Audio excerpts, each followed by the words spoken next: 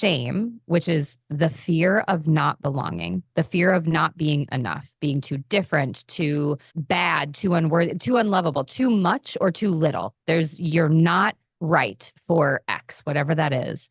It is the driving force for, I don't want to say everything. That feels like an all or nothing statement, but goodness, it is almost everything.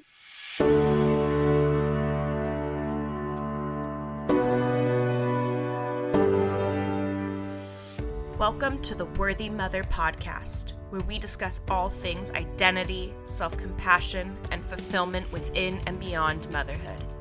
I'm Emily Rose Hardy, a mindset and self-love coach for moms. I am a firm believer that to be able to take care of our children, we must take care of ourselves first. This is not a parenting podcast. No, this is a podcast where we will challenge the societal expectations of what it means to be a mom, demystify the perfect mom myth, and learn to love ourselves. You are worthy, mama. Let's do this. Hey, welcome back to the Worthy Mother podcast. We are going to be digging into one of my favorite things to talk about, and that is shame. It's not necessarily a fun topic, but it's something that I think is quite linked to the motherhood experience. I think for a lot of moms, shame is a pretty regular feeling. And so it's really important that we talk about shame and really understand what is happening when we feel shame and how we can actually address that in our lives so that it's not just taking over everything, right? So today we have Kyira Wackett, who is a licensed mental health therapist and a mother, joining us today. She specializes in shame and anxiety. So she is really the ideal person to have this conversation with, as someone who can bring both a really rich professional experience and then also the personal experience of living as a mother, right? And just all that comes with that. And so I'm really just looking forward to having this conversation and think it's going to be something that we can all learn from and take little nuggets of it into our own lives and just hopefully live with a little bit more freedom from the shame that sometimes feels overwhelming. So Kyira, welcome to the Worthy Mother podcast. Can you introduce yourself and tell us a little bit about the work that you do? Yeah, absolutely. Well, first off, thank you for having me. I'm super excited to be here and to be having a conversation. I find this a very fun conversation. And so I think it's going to be really exciting because I think the really cool part as we do more around the self-awareness and when we can kind of uncover these key elements, you actually see it's kind of like when you have a really bad like string lights on a tree. And once you get that one part loose, the rest starts to just come off. And I think talking about shame is really one of those pieces. So I'm super pumped to be here. A little about me. So I am a licensed mental health therapist, like you said. I came into that field after a lot of my own experiences and honestly, a lot of really crappy experiences in therapy. And so I was actually just talking to somebody before we got on the call and we were talking about our own experiences. We're both therapists. And she's like, I'm so interested in the fact that you became a therapist, given that you had such not great experiences in therapy. And I think a big thing was going through a lot of my own trauma, struggling with a lot of my own self-worth pieces, my own shame, which I didn't know at the time is what it was. I had an eating disorder in my early adult life, just a lot of things where I was struggling. I wanted to change the conversation because I think I felt so unseen by so many people. And I thought this can't be what everybody's norm is. I'm sure these people are helping someone, but they're not helping me. And I had enough of a sense of resiliency or awareness to know I wasn't the most broken person on the planet. Like, it's easy for us to feel that way. I'm the worst mom ever. I'm the worst, whatever. But I had a knowingness that that wasn't true for anyone. We're all struggling. And so I think therapy became my hope to add a different layer, a different voice to the conversation. When I went into my graduate program, I specialized in eating disorders and trauma. And I think a lot of that was, again, trying to bring a different voice to the work that I was looking to do when I was younger. But then I found shame. I took this 1-hour continuing ed course, which I didn't even need continuing education. I wasn't even licensed yet, but I was like, I'm going to take this. This looks really good. And I was like, oh my gosh, light bulb. Shame, which is the fear of not belonging, the fear of not being enough, being too different, too bad, too unworthy, too unlovable, too much or too little. You're not right for X, whatever that is. It is the driving force for, I mean, I don't want to say everything. That feels like an all or nothing statement, but goodness, it is almost everything. Like eating disorders, shame driven. Trauma, shame driven. I mean, we're all struggling. And then when you think about our roles, whether that's a partner, a friend, I'm a daughter, I am a business owner now. I was a therapist in a private practice at the time. Now a mom. All of these roles, if we're not careful, also get overridden by shame. And so Yeah. I kind of went down this rabbit hole of like, I need to know everything about this. I need to understand what it is. And then really now my focus is turning towards what is shame resilience? So what's the healing process to move through shame and recognizing that that fear that we have isn't going anywhere. We're all going to have that for the rest of our lives. It's an emotional experience. It's your brain really trying to help you so that you aren't without connection and belonging, but it's gone way too far. So how do we work to bring that back in? And that's really been the thing I've been focusing on and honing my skills on in the last few years. And my daughter turned 4 2 days ago. And I would say the last 4 years have been the most significant portion of that work because that was a role that I never anticipated could be so easily.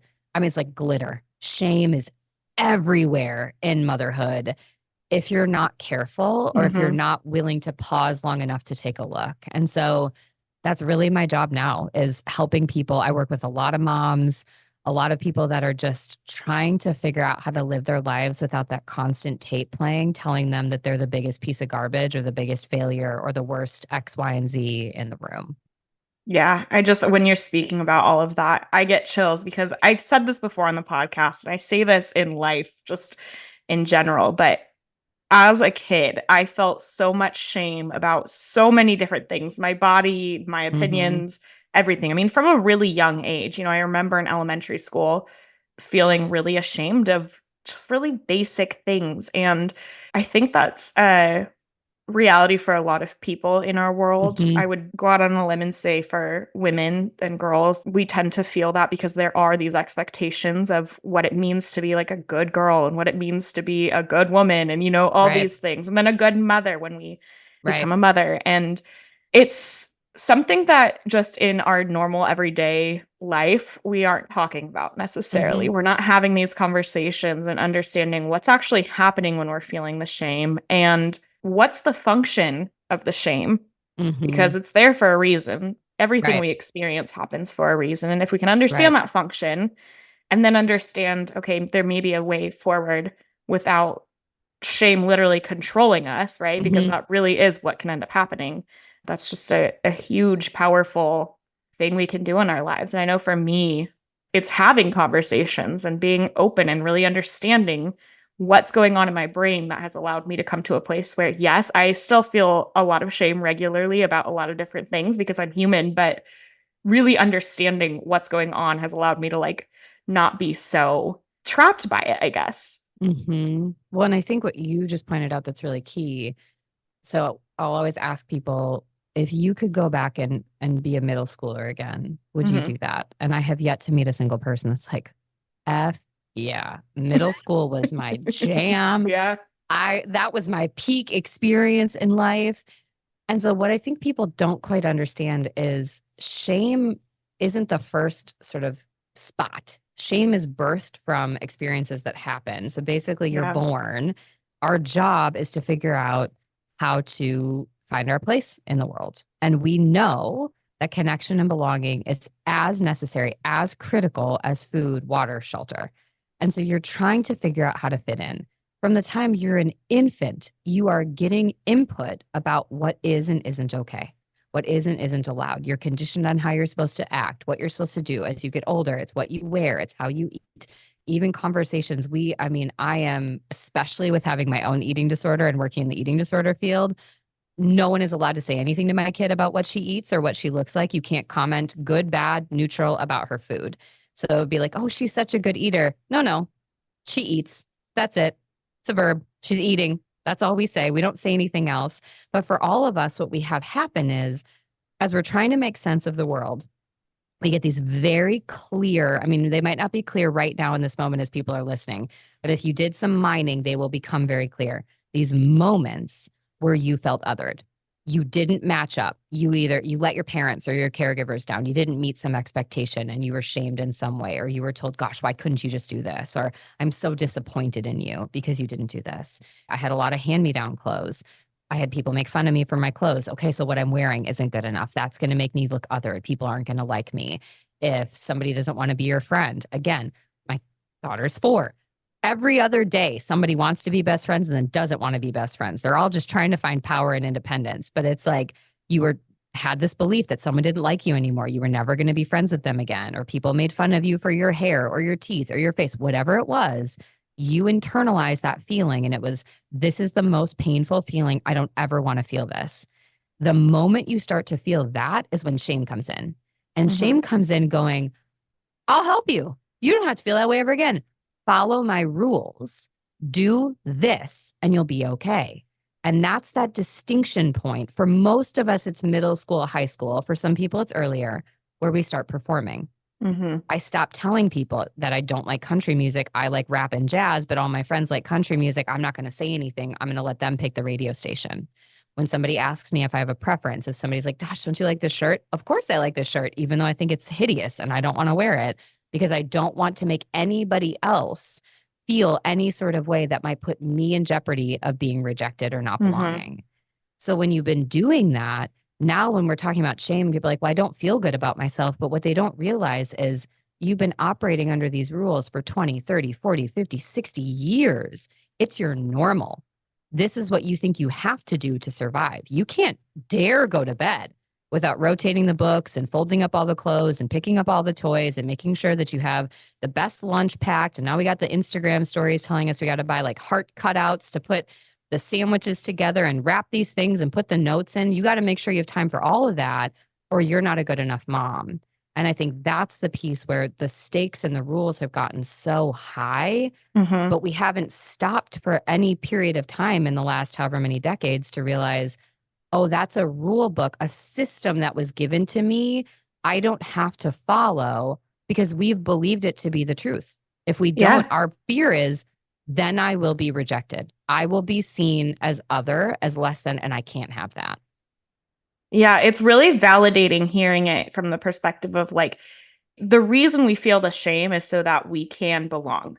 Right. We can do the things to belong, right? That's important. That is, we need each other to survive. Right. Right. But you don't need some random other middle schooler to think that you like the same kind of music as them to survive. It may feel that way, right? But that's not necessarily accurate. And as we continue along, we're so used to reacting to the shame in the same way, like it's a survival mechanism, and that's natural. And that's validating, right? It's validating to know like there's nothing wrong with me for feeling the shame. Like it makes sense that I feel it. That's I Okay. Now do I want to believe it? Do I want to follow it? And that's there's a lot of like compassion in that, I think, just in knowing that it's not shameful to feel shame, right? Like that's really important. Cause I know like for me growing up, a lot of times it was like, what's wrong with me that like I don't feel comfortable being myself around people? Right. Like that doesn't feel good. Why are all these people confident and I'm over here like not sure how I should act or what I should say or what I should wear to fit in? And that in itself can be shameful, but it's really understanding like, no, that's part of the human experience and that's okay. Right. But now what do we do about it? Yeah. And I think what you said too, that's really important, is this notion that shame is protective. And shame, I think sometimes what we do is we basically see this part of ourselves that we don't like. Whether it is shame, it could be your temper, it could be something else. And then you in turn shame that part of you instead of embracing that part of you and realizing that when people lose their temper, when people act in a certain way, even if we get at certain narcissistic tendencies, like we could jump all over the place, it's your brain trying to help you. It's just misguided. And so really helping wire different pathways. And I think for us to realize in those moments when you are, I mean, yesterday, It was Everly's birthday weekend. We went on this big trip. She was given treats all weekend long. She was, she's allowed to watch the iPad in the car. Normally, we're like a one time a week. We sit and we have a movie night together. We have treats maybe 2 or 3 times a week, not ice cream sundaes for breakfast because they found out it's your birthday and they're singing and they give you this giant ice cream sundae because they think you're so cute. But it's your birthday weekend. So we're going to do that. And then she was exhausted yesterday because it was her first day back. She's looking, she doesn't realize this, but she needs to get in her routine. And she was having a really hard time. And we were going to have leftover birthday cake. And we just decided it was too close to bedtime. She was not in the right headspace to have it. Her body was asking us to set a boundary for her. We had to set a boundary. Logically, 100% I give myself an A+ for the decision that I made. But did I go to bed last night thinking I'm the world's shittiest mom because I stopped her from being able to have cake and I just feel so bad and it's her birthday and she was just trying to do the best that she could, and then I'm berating myself for it and thinking, see, you're a terrible mom. You've completely ruined I almost woke her up just to hug her again to make sure she wasn't mad at me. Like that was for me, not for her. And then you have to pause and realize, to me, I've made it so that being a quote unquote good mom has such a threshold that I have to reach, or sort of a high bar, I guess. And the threshold to when I drop below, and now there's no middle. I'm either a good mom or I'm shit. Like those are the two options. And so it's this tiny little piece, and the expectations are so high to get there that when something like that happens, and it can't just be this blissful, beautiful moment, I'm up for 2 or 3 hours over something that is so small in the grand scheme of things. She didn't even care this morning. She didn't even think about it. She just wanted to cuddle with me and go to school, and she's all excited for the day, but I can't let that go. And so for us, it's then turning and going, you decided that the expectations had to be so high because you felt like that was the only way you were allowed to be in the room with anybody else. How do you show that part of you compassion? How do you show that part of you grace and love and space? And then pause, and instead of trying to get rid of it, to banish it, say, I hear you. Thank you so much for showing up, because right now you're feeling like there's a threat and you're trying to protect me. And I love you for that.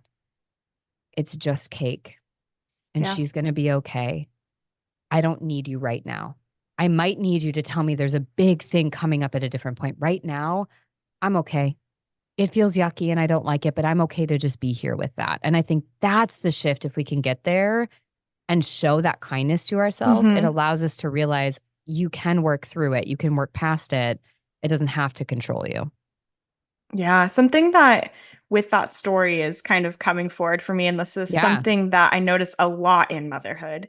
It happens in other areas of our lives as well, but it's almost like a you can't win. So in that particular situation, you felt the shame for saying no and setting the boundary. But then I imagine, had you given her the cake, you just decided not to set that boundary and she couldn't fall asleep, then it feels like you're a bad mom because, well, you should have set the boundary. And there's so many instances where we're trying to make the best decision for our child. Yes. And there's not necessarily a quote best decision, right? Or a right decision. Right. And we'll feel shame either way because it's not perfect. It's not like, okay, today I'm going to make the good decision or the bad decision. That's not how life works. And so it is so important that we can decide whether we want to listen to and be impacted by that shame or not, because it's going to be there. Yeah. And well, I think it's that shift from I have to make the right decision to I'm trying to make values-driven decisions and I'm trying to respond rather than react. And I think shifting the language around that is so key, and getting to that place where we can say, I made a values decision. It didn't feel good, but the decision doesn't have to feel good to be the best decision I could have made in that moment. And sometimes hindsight teaches me different. Sometimes it reinforces what I did was the right decision for me at that time. But I think we don't also recognize, again, we'll use my daughter as an example. So she's 4. She's been on the planet for 4 years. Her brain is still, every day, I feel like it's a new person because she's constantly deepening and has so much different developmental stages she's going through. I've also only been a mom for the same amount of time that she's been on the planet. But somehow we expect, well, because I'm older, Mhm. I should have this figured out instead of saying, I am learning how to be the best parent for Everly that I can be today. She is a different kid today than she was 6 weeks ago, than she was 6 days ago. And so giving ourselves that space of saying, I can never feel 100% certain. My goal now, I heard this on a podcast recently. My goal is to get to a 51% certainty with the decisions that I'm making. And then I just jump because the doors don't close. Like I screw up when I think about my relationship with my mom, which was very traumatic in different ways and is still Mhm. very broken and very, I would say, unhealthy in a lot of elements. When I go back and think about what I wished I would have had, what security would have looked like, I still now to this day don't expect her to be perfect. What I Yeah. would have liked was conversations around the process of learning how to exist in the world and some accountability to me, to her, and open dialogue. So then when we did have that interaction last night, what I was able to do when like stepped away from the table, took a minute, took a breath, I could come back and say, I feel right about the decision. I don't feel good about how I reacted in the Mhm. decision. That felt yucky to me. Okay, what did I learn? And now I'm going to own that with her. And I said, hey, Ev, mom didn't handle that the way I want to. I agree with the decision we're making. I don't agree with my behavior. And I'm really sorry about that. And I want to work on that to continue to not be reactive. Yeah. That I couldn't have done that 5, 6 years ago in my shame recovery process. Instead, it would have been, you're a terrible mom, you're a terrible, you wouldn't even notice it. You would have stuck in the reaction. You would have kept digging Totally. in. I'm sure mom's listening to this, like, oh yeah, I've done it. I tried to yell over my tantruming kid. I've tried to do this. I'm going to muscle through it. I'm going to, the one-upping and the power. And then eventually you come out of it. Their tantrum brain turns off. Your tantrum brain turns off. You're like, what just happened? Who was I in that moment? But now I can go, oh, I see it. Mhm. It's changing. I'm going to let this go and I'm going to own the part that I can control, which is I reacted in a way I didn't like, and then make the decision to learn how to be better next time. That's process instead of what you said, which is, well, I didn't do it right and now I suck and I might as well stop trying or make the bar even higher next time because clearly I'm still not doing good enough. I have to work even harder. Yeah, I need to make up for it. Right. Exactly. Yeah, I mean, as someone this morning getting my boys out the door to school, and Yeah. usually my husband and I both take one kid to their respective schools, and it's pretty easy.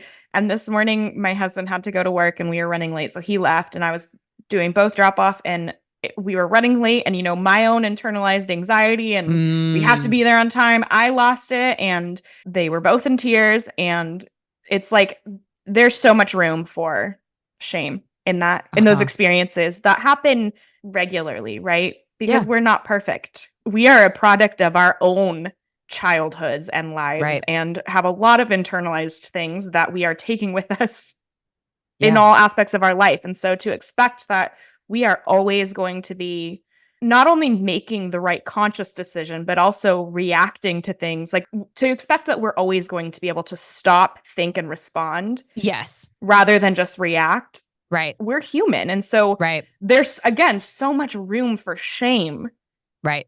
when really the shame isn't necessarily what's actually going to be productive in then repairing that.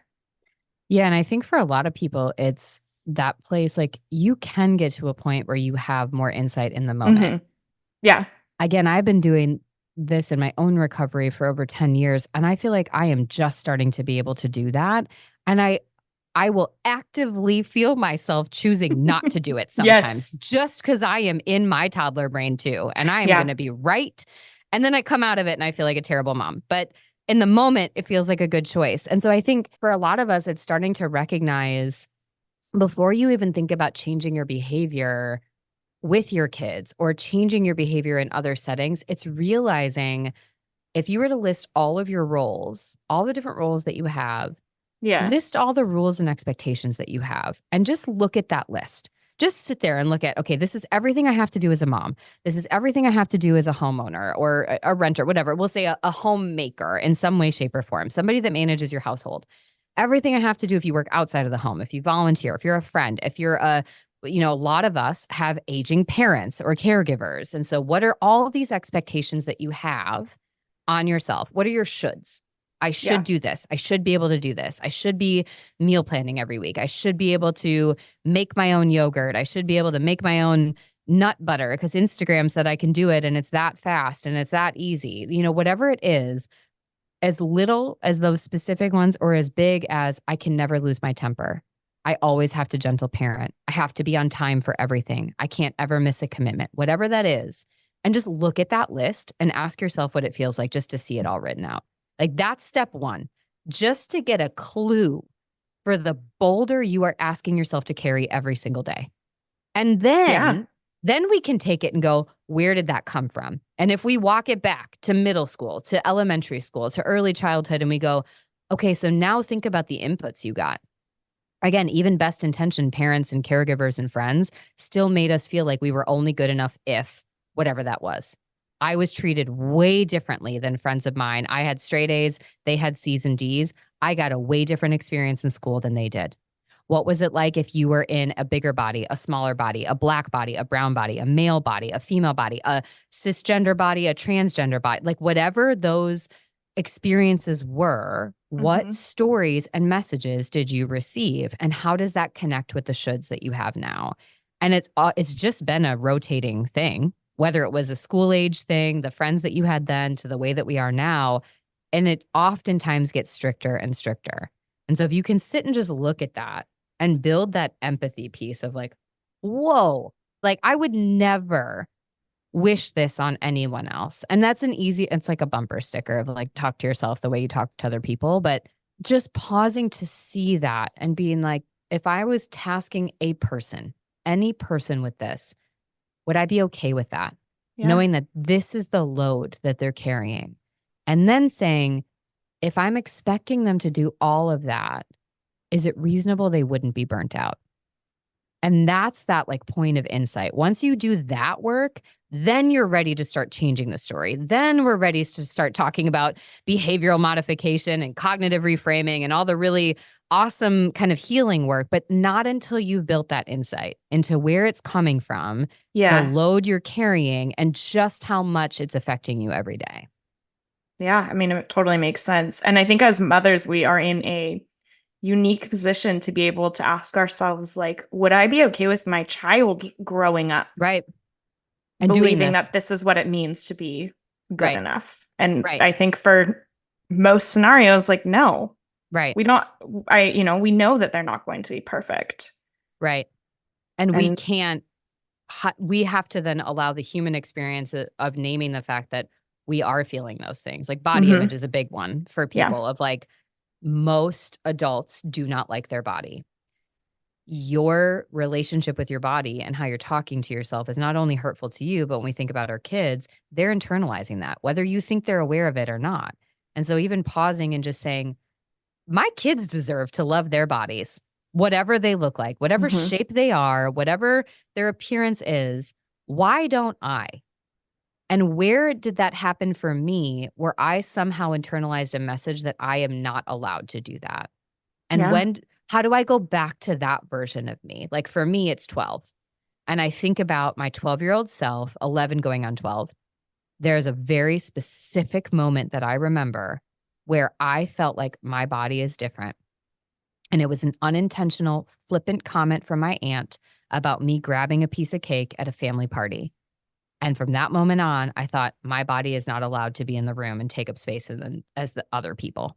It's not the same. It doesn't have the same rights, the same ownership. It didn't even matter what it looked like, even in the deepest depths of that. And so when you think about that and you go, gosh, that's painful. I deserve to heal that. I deserve to not hold that anymore. And a big part of this is realizing, if we're being super honest, if you get really clear on, I should do this, I should lose weight, I should look a certain way. If you say why and who says, it's usually driven by some form of external validation and approval. And that's that piece where that reclaiming, that moving forward is about saying, you can want to change your body. Absolutely. You can want to eat different. You can want to work on not reacting and being a quote unquote better parent, whatever that means to you. But if you're doing it because you think you should and for somebody else's approval, it's always going to keep you connected to your shame. If you're doing it Yeah. because you're like, gosh, this just feels yucky. I don't like this. I don't like how I feel with this. I want to work on that. That's the only way that you're going to make a shift into values driven rather than Yeah. shame driven living. Yeah. I mean, it's a lot coming up because there's a lot to that. And I think you're Mm-hmm. speaking to moments, and it's like, it is really something. I'm sure people listening to this too, there may be things coming up, but it really is like we live really complex lives, and there's these moments and then these things that just continue contributing to whatever it Mm-hmm. is, right? Being good, right? Being a good kid, being a smart Mm-hmm. kid, being somebody who is looking the way that they are supposed to look. And then we see, the models on the magazines who are Right. airbrushed and it's like Right. they don't even look like the images we're seeing. And there's so many images of perfection given to us regularly of Yep. whatever realm we're speaking of. And we just have to be really conscious of, yeah, what is informing our values? Like, are we talking about our actual values, or are we talking Right. about things that we think are our values? Because we may not even realize it's external because it is so deeply ingrained in us. And that's a really important thing to do. And it can also be really hard to do, really, to like untangle that, because again, there are so many years and years and years of experiences contributing to Mm-hmm. our basis of reality, I guess, really. Yeah. And if you think about sort of the compounding nature of that, so most of us also have had, decades of those experiences and those subtle external cues, some Hmm. very overt, but most of them Yeah. are subtle. They're very little things and they stick with us and they start to kind of get layered on top of each other. That's why the rules get, stricter and they get even more clear of no, no, no, you can't do this. It's all very much that all or nothing, that Hmm. yes or no, this is safe, this is not.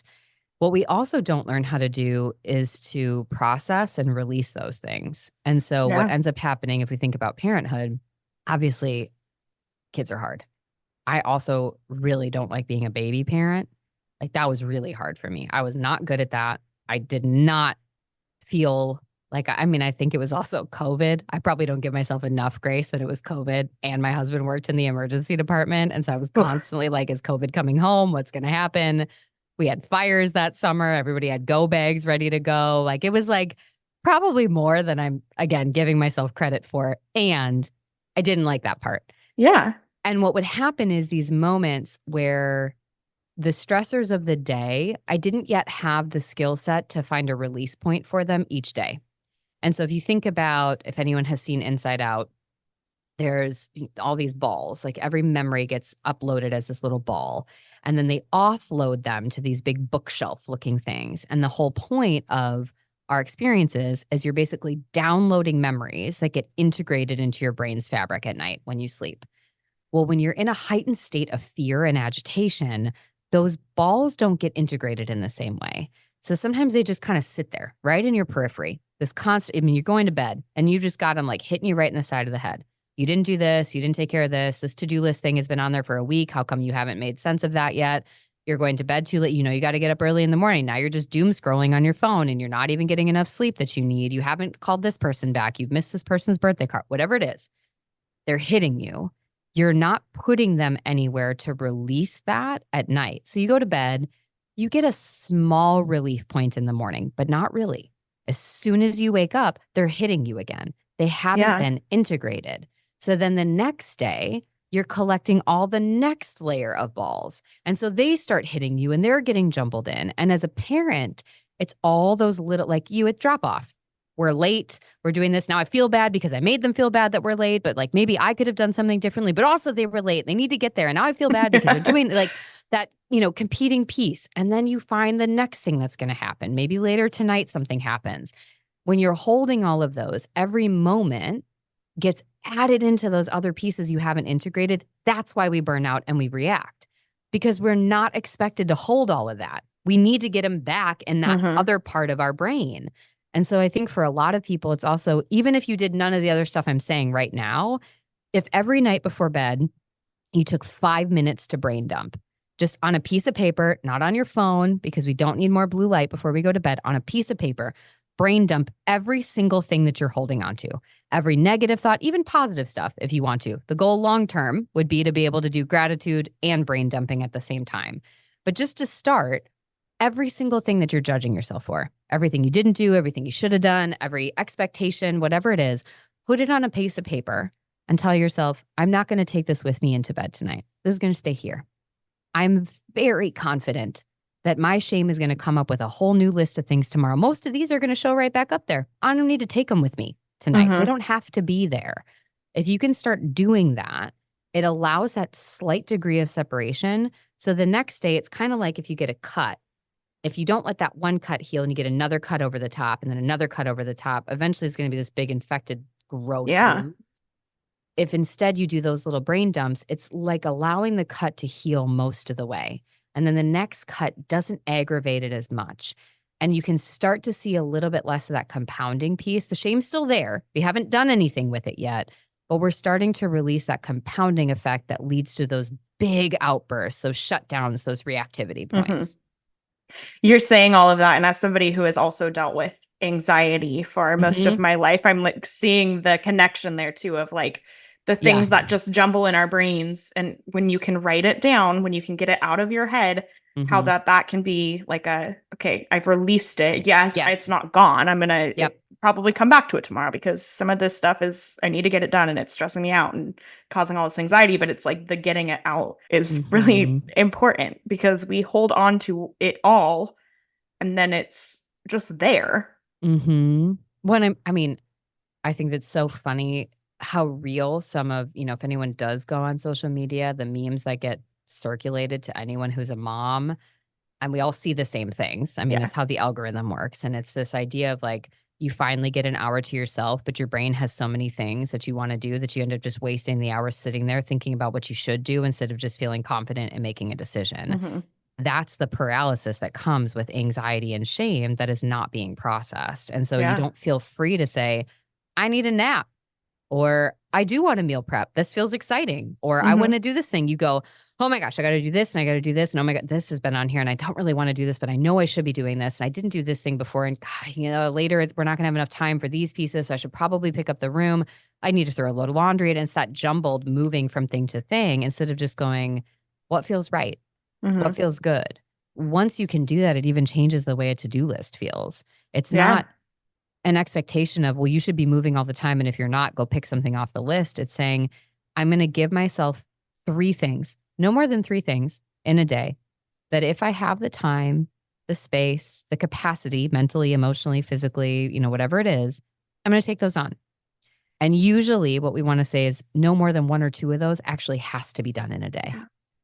And if you can give yourself that, then the rest is just, it sits there, it floats. Because if I'm sure you see this, you write your anxiety list down. Most of that is out of your control and or not relevant yet. It's either in your past, it's way too far in the future, it's about someone else and what they're thinking or doing, or if something's going to happen that you cannot control all of that. Or again, just by nature of the time frame, you don't need to worry about it today, right now. Totally. And so it's that piece of going, again, thank you. You're also not helpful right now. Take a seat, anxiety.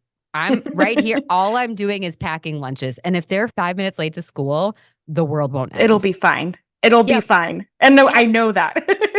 But you know it here. I know. You don't know it back there. And when we're in shame and anxiety, it's the back part of our brain that's taken over. And that's that same thing of last night being like, I know logically we made the best decision.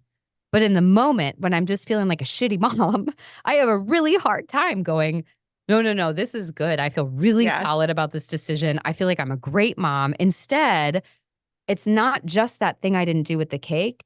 Again, think about those balls bombarding you in the face. Now, the minute I turn and I face that one that says, this thing I did is bad, not giving the cake, not handling this well, whatever it is, I am now blindsided and hit with everything else that I have cataloged that I am sucking at as a mom. And then if I'm not careful, it's everything else that I'm sucking at in every other role that I have. And that's then when you get that overload. And then you go to bed with that. It's like trying to sleep in a ball pit of just all your anxiety in a giant jumble of balls. There's no way you're going to get the rest that you need to even recharge to tackle any of those things, let alone what the next day brings. Yeah, it's just this vicious cycle it can become. Mhm. So speaking about like shame resilience, then like what we do to not eliminate the shame, because again, that's not the goal. Right. What does it then look like to develop shame resiliency? What does that mean? I think, when you said earlier, this idea of being able to stop, reflect, and respond, so much of shame resilience is about being able to create mindful pauses, about not allowing, if you think about rolling down a hill or running down a hill, if you're Hmm. not careful, the momentum starts to take you forward and you're going to fall. Yeah. That's the experience in shame, is we're being pulled down a hill and we don't feel like we can get ourselves out. And then we either get stuck ruminating on something and we are down a rabbit hole of rumination, or we're in that sort of behavioral, I've got to make up for this, I've got to make up for this. And the expectations get higher and the pressure gets insurmountable. And so shame resilience is about recognizing, first doing that piece I said, getting clear on what your shame is telling you. Where did it Hmm. come from? What's your story? Why does it feel like it's your reality? Your clear, objective reality instead of a subjective interpretation, which is what it is, of how Yeah. you're supposed to be in the world. So first it's that, because again, that insight is going to be key to doing any actual work.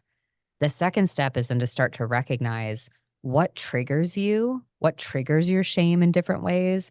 When it's triggered, how do you react? So there's three primary reaction points. We either turn into a people pleaser. We try to do everything we can to make everybody feel okay. I'm going to say yes to everything. I've got to make up for it with my kids. I've got to, whatever that is. Hmm. I'm going to be the yes person to everyone. Because if I can be in service of everyone, if I'm doing it, if everybody loves me, I'll be around. Or we move away, which is basically saying I'm detaching. I'm not talking to anybody. I'm shutting down. A lot of the times that's at the end of the day what people do when they do turn to social media is they're not actually processing. They're trying to avoid that running in their brain. Or they react by getting more aggressive. And that aggressiveness, again, it happens sometimes with our kids. It oftentimes happens more with other adults in our lives. Typically, if someone's got a partner that they're parenting with or caregiving with, it'll usually happen at them. You'll find a reason why, like, they're garbage too. All three of those reactions are attempts to try to combat the shame, again, to make up for the threat. If you're feeling shame, there's a threat to your connection and belonging. So we've got to figure out a way to make it okay. So I either need to glam on tighter, make everyone else feel like garbage, or run away until they forget about it and then I can show back up. And so I think the second part is figuring out, okay, so now I know what my shame is. How do I react when my shame shows up? Hmm. And what's triggering that for me? And then that third layer is figuring out, when shame comes to the table, how do I allow it to inform what I'm thinking, but maybe not dictate what I'm doing? And so again, realizing shame's not going anywhere. Shame does think it's being protective. We need to condition a different behavioral response, because basically it takes something that's like at a 2 and it elevates it to a 10. I had it Yeah. the other day where I felt like friends of mine at the gym, I had this thought because they were talking with each other and I didn't really feel like included in the conversation. I was like, they don't like me anymore. They don't want to be my friend. And I mean, I went down a rabbit hole so fast that they don't really want to be my friend. Nobody likes me. I'm questioning all these other relationships. So extreme. When I look at it, they were talking about something that had nothing to do with me. So, Hmm. of course, I wasn't included in the conversation. And the rest of the time we were all together, we were all having a lovely conversation. But my shame brain took something that was maybe a 0.5 or a 1 and made it a 10. So, starting to pay attention to those moments and then walking it back to say, what feels right in this moment? A big part of that. And basically, I wish I could tell you it's like a 2-step. If you do this, it'll go away. But hopefully, as you're hearing this, everybody listening to this, you go, there is a process, it will work, and it will take time. Yeah. And likely it's not something I'm going to do on my own. I'm going to bring somebody else in, because that long-term piece is then starting to really recognize radical acceptance. What can I control? What can I not? I can't control the fact that I have a shame thought. I can't control what anybody else is thinking or doing, means what you have to do with your anxiety, probably all the time. I can control how I show up in this moment. I Hmm. can control how I show up after something happens if it doesn't feel good. And like, we'll use that example with friends. I can control whether or not I say something. If I'm not feeling included, instead of ruminating on it and letting my shame write a story, I can say something. I can put it out in the open. And the biggest thing I think that's hard for us there is vulnerability is often required to take shame off the table. So I Yeah. have to be willing to actually be rejected by these people to not write the story and make the assumption that I'm rejected by these people. And I have to say, my brain is telling me that you guys don't like me anymore. And that feels like I'm my daughter's age and that I don't know how to process. You feel so silly. But the minute you do it, you either get the confirmation and then you know, and you're not sitting there wondering, or you go, oh, that's not what was going on. And now I know. And then you start to use that data to say, okay, I get it, shame. This time you didn't have it right. Maybe other times you don't have it right either. And that's the goal. That's the long-term process. When we get to resilience, it's saying it's going to happen. That's all resilience is. It's not saying that things don't happen to you. It's saying when stuff happens, you have the confidence, the tools, the skills, and support to be able to work through it. Totally. I mean, it's like, yes, and this is why therapists exist, right? Like it's doing this work by yourself, and because it does require a lot of times getting it out of your head. And yeah, there's things you can do to process things. I mean, writing things down, right? Like that's huge, just getting it out of your head. But a lot of times there is an element of like needing to talk through things and having the space to talk through things and process things, sometimes even saying something out loud. I mean, when you're speaking about, feeling rejected by your friends and stuff, and I'm sure like just saying it out loud, it's like, okay, yeah, there's a lot of other options of what could have been happening there. But it's like, if you're not processing it, you're just spinning it, right? It's really hard to break the cycle. And so it's important to have those people that we can rely on and we can trust to have the vulnerable conversations, because it's important. And I do think having somebody that's not in your regular circle, again, it could be somebody that you're paying, like a therapist or a coach or something, but it could also be a friend or a coworker that's not in your innermost circle. Yeah. Because a lot of the times where people get stuck is they start to try to do this work. And what they don't realize is they have some enmeshed, codependent, unhealthy interpersonal dynamics with other people in their inner circles. So when they try to break out of it, other people's shame reactions latch them back in and pull them in deeper. And then they go, oh, well, see, it is just me. I'm broken or I'm not deserving. And so it is helpful to have somebody that's not in the thick of it. For some of us, we're grateful to have partners, close friends that, I've done a lot of work to build friendships that are different than the ones that I thought were going to be my lifetime friendships, that now I literally can say that to them. Totally. So when I held it and I was like, okay, this has been like 6 hours. This is dumb. I just texted them and was like, I'm in my head. This is my story. I don't actually want you to respond because I know that this is me, but I need to say it to you so that I can get it out of my head. And just being able to name that, or if I come back and I say something and I can ask my husband, okay, I'm telling myself I'm a terrible parent. Did I react? Was I doing this? And he's like, I didn't experience that. Let's talk about why you are coding it that way and what we can do to shift it. Now, that's not what everybody has in their home setting. And that is the gift that people can give you. And if you have to pay for it, that is not a bad thing. That doesn't say anything about the relationships you're in. It just says that at this point, that is going to be the best place for you to get the support so you can build the insight to then reframe, edit, or change some of those other relationships in your life so they can support you in that process more long-term. Yeah, we all have shame. We all have reactions that are, again, from our lives. And so knowing that the people around us, like, they may be really great supportive people, but not always the most objective, or like they have their traumas too. They have their life histories too. And so I think that's a good thing to be just aware of. Yeah, absolutely. For sure. So at the end of these episodes, I love talking about self-care. Just really a huge part of the mission of the Worthy Mother podcast is normalizing self-care for moms, making it so that it's not just some like extra thing, but really like something we are all doing. We're all caring for ourselves with regularity. And so I like to ask the guests, how do you take care of yourself? And do you have any tips for moms just to make sure that they are also caring for themselves regularly? Yeah, absolutely. I think 2 things that I've done recently that have been huge. I manage the schedule for our household. So it's my husband, me, and my daughter.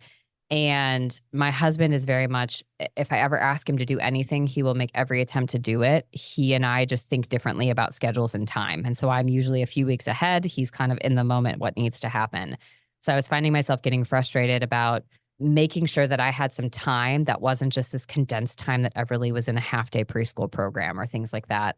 So what I started doing is we chatted about it and I said, can I take control of the calendar and I'm going to book a time every single week that is Everly and dad time. And you guys are going to leave the house for 3 to 4 hours.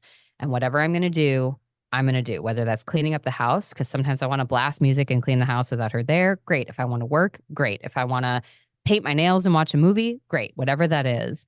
And so making the decision to just start putting it on the calendar and getting them out of the house and making that expectation very clear and not feeling bad. Like I should go along, I should be a part of it, but saying, no, this is a really positive thing. Mm-hmm. They need to leave. And I am allowed to have a few hours in my house by myself and to not feel bad about it. And that space is healthy because when Everly comes home and we've both gotten a chance to miss each other, it changes the way we show up.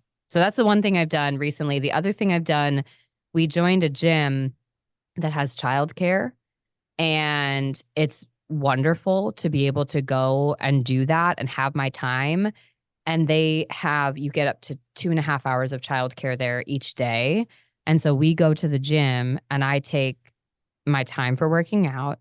And then I always make sure I take time, whether it's cold plunging, going in the sauna, even just taking a shower and then going and sipping coffee for 20, 30 minutes and just like reading a book. But I always buffer that time a little bit. I used to be the person that was like, I'm going to hurry up and get my workout done and then I'll pick her up and then we'll go do this and we'll go do this. I don't do that anymore. Now it's saying I'm allowed to take 30 more minutes. Like it's only 30 minutes. And so I think it's building in the buffer, building in more of that and not putting so much pressure on myself that just because she and I are together that we have to be together and I have to be on as a mom and doing it all and managing everything and just being okay with taking those little bits of time. So I think those two things have just been really powerful. And I think for people, if you're feeling like I can't take the time for me, what we know, what studies show is the more we practice self-care, the more we model self-love to our children, and the better able we are to show up to relationships with openness, with kindness, with less of that shame-driven reactivity, because we've gotten a chance to take a breath. A lot of that reintegration, like we talked about with memories, can happen during those periods of time where you just take that load off for a second. And so it is very much research supported. We're better parents if we take time for ourselves. So you're hearing it here if you haven't heard it before. I love it. It's like a win, win, win, win, win. Like there are so many wins in taking the time for ourselves. And it's not just in like, okay, they come back more refreshed. It's like, yes, that is huge, but it's like what your child is doing probably is great for them, right? Getting out with dad or getting time to play and do these things while you're at the gym. And like, there's so many positives to it. And instead of getting trapped in the shame of like, oh, I should be with my kid, it's like knowing like there are 10 positives that come along with it, right? And just knowing that we can reframe a lot of those stories we tell ourselves. And a lot of times there's a lot of good research to back it up and really help you solidify the fact that like, no, taking time for yourself and doing the things that you need to do and you want to do is actually like a really great thing. And compounding with that, then saying no to the things that you don't actually want and need to do. Yeah. And learning to do that too. And so sometimes it's even just saying, I don't need to add something more in, but today I'm going to take something off. And that is equally self-love and care too. Totally. Oh, I love it. Kyira, this conversation has been fantastic, so insightful, so much to take and just kind of ruminate on and see what comes up for you, right? I mean, this is a big topic. It's something that isn't just something that changes overnight. It's kind of a lifelong journey to address these very human feelings and responses. And so I think this is a great just kind of look at what it means to feel shame and what we can do about that. So I super appreciate you sharing it all with us. Is there anywhere that listeners should look out for you? Where can they connect with you? I think the easiest way is to go to my website. So adversityrising.com. You can find all the programs I do, all the other things, events I'm involved in, but also you can link directly to my YouTube and my podcast straight from there as well. So kind of stopping there. And then if you're feeling like you've got a question, you just want to dive deeper, hit that contact page and send me an email. The best thing we can do, the most vulnerable thing we can do is ask for help and support and just put ourselves in that place of fearing rejection, but allowing the possibility we won't be rejected. So I'd love to hear from people if something came up for you or if there's a way I can continue to help you as well. Amazing. And we'll make sure to link all of that in the show notes, make it nice and easy. Thank you so much for being here. Oh, of course. Thank you so much for having me. And thank you, everybody, for tuning in. I hope that you found this conversation just as eye-opening and really thought-provoking as I did. You are worthy, Mama.